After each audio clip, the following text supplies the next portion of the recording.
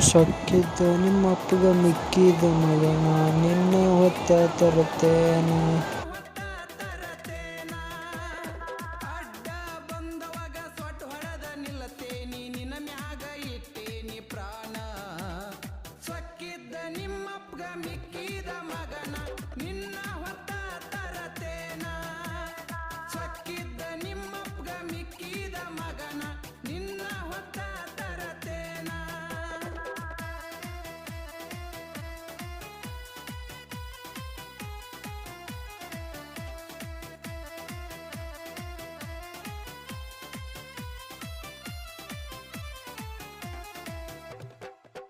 ದೊಡ್ಡ ಸೌಕಾರ್ನ ಮಗಳ ನೀನ ಸೊಕ್ಕಿ